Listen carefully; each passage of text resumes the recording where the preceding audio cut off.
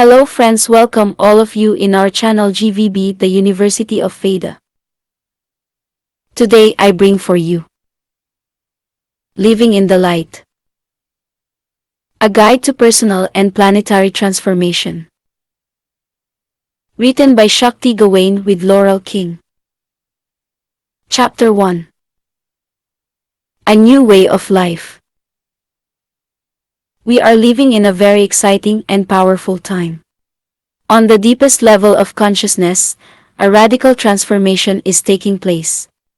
As the evolution of human consciousness gains greater and greater momentum, we are being challenged, on a planetary level, to let go of our present way of life and create a new one.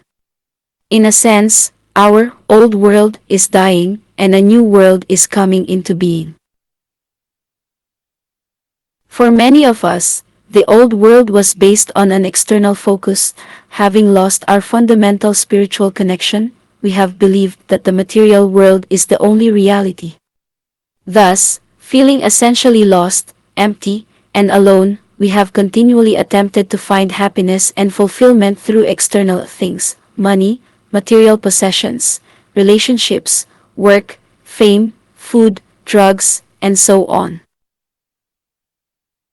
The new world is being built as we open to the higher power of the universe within us and consciously allow that creative energy to move through us.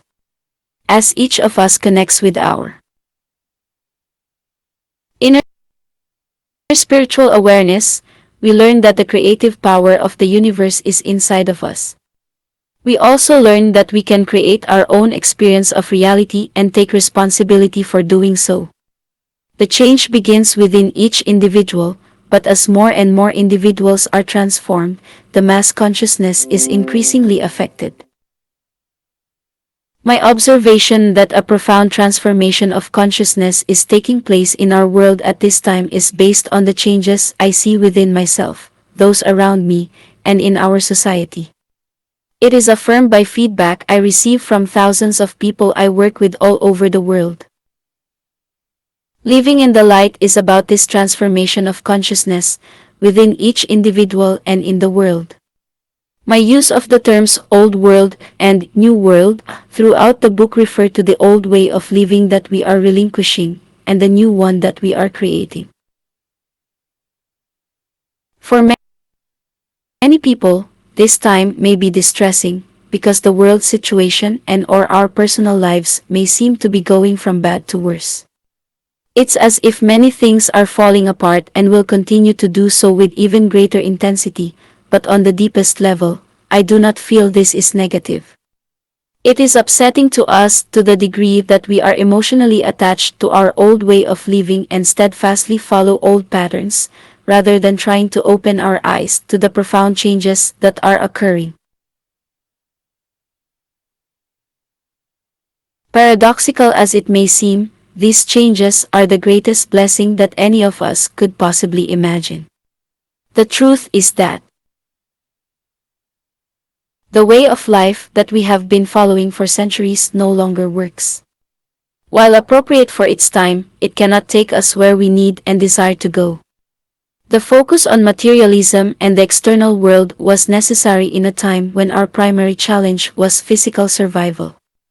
Our patriarchal values and the traditional roles of men and women may have been necessary in order to ensure the protection of our families for a certain period of time in our evolutionary process. At this time, many human beings, and other species as well, on the earth are still struggling for physical survival. Yet there are an increasing number of us who no longer have to be preoccupied primarily with sheer survival. We have the opportunity, and thus the responsibility, to begin looking for deeper fulfillment on spiritual, mental, and emotional levels. We are searching for greater meaning and purpose in our lives, and for ways to live more responsibly and harmoniously on our planet.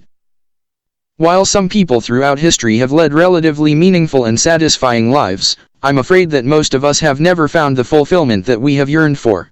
Our cultural conditioning has not given us the tools to develop a healthy connection with our inner realms of soul, intuition, and feeling, and to integrate them with our external world. In a way, it's as if we've been in school for our entire lives, receiving an education that teaches the exact opposite of the way the universe actually functions. We try to make things work as we've been taught, and we may even enjoy some degree of success, but for most of us things never seem to work out as well as we had hoped. That perfect relationship never materializes, or if it does, it soon sours or fades away. Or it may seem as though there is never quite enough money, we never feel truly secure or abundant. Perhaps we don't get the appreciation, recognition, or success that we want. Even if we do achieve some of these things, we still may suffer from a vague sense that there must be something more, some deeper meaning. Meaning. Some of us may actually connect with that deeper meaning and feel increasingly fulfilled and expanded by a growing spiritual awareness. Nevertheless, there are stubborn and sometimes puzzling old patterns and areas of life where we experience great pain and confusion. Thus, our first task in building the new world is to admit that our life education has not necessarily taught us a satisfying way to live. We must learn a way of life that is very different from the way we approached things before. This may not be easy for us, and it will take time, commitment, and courage. Therefore, it's very important to be compassionate with ourselves, to continually remind ourselves what a tremendous task we are undertaking. It will not be accomplished overnight. In fact, it is a lifelong process. Just as a baby learns to walk by falling down repeatedly, we must remember that we are babies in the new world. We will learn by making lots of mistakes, and often we may feel ignorant, frightened, or unsure of ourselves. But we would not get angry at a baby every time he fell down. If we did, he'd probably never learn to walk with full confidence and power. So we must try not to criticize ourselves if we are not able to live and express ourselves as fully as we wish immediately.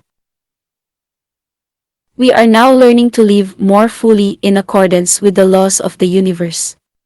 We are challenged to explore all aspects of our human experience and to develop all levels of our being, the spiritual, mental, and emotional as well as the physical.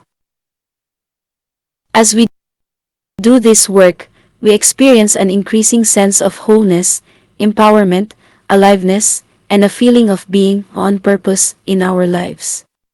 So, although letting go of the old world may seem difficult at times, it is well worth the commitment and hard work it takes to gradually make this transition into the new world. Meditation.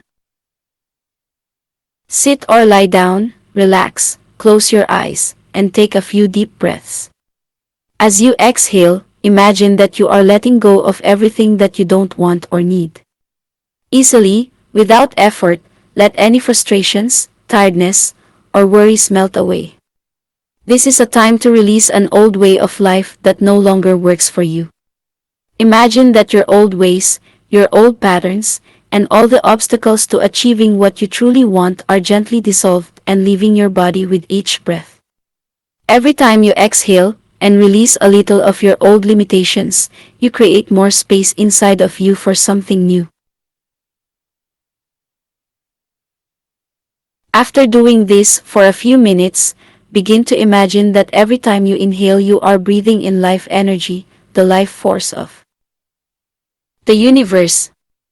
Within this life energy is everything you need and desire: love, power, health, beauty, strength, abundance.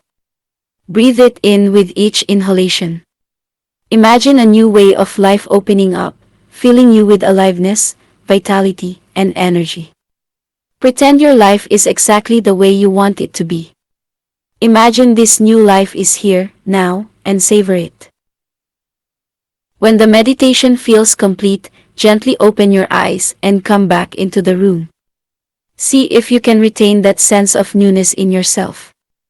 Remember that you are now in the process of creating a new life for yourself.